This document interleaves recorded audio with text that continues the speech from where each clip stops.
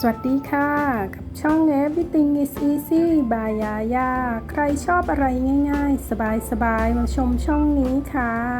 วันนี้เป็นคิวทำอาหารนะคะเป็นของหวานของทางคนอียิปต์เขานะคะอาหารง่ายๆทำได้ทุกคนค่ะอันนี้เป็นเมนูพุดดิ้งข้าวนะคะทำง่ายมากๆเลยค่ะคนอียิปต์นิยมทำทานกันนะคะเดี๋ยวยังไงลองดูขั้นตอนในการทำนะคะ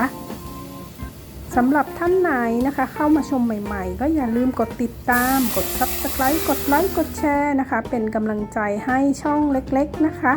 ของเราก็มีหลากหลายนะคะทำอาหารแล้วก็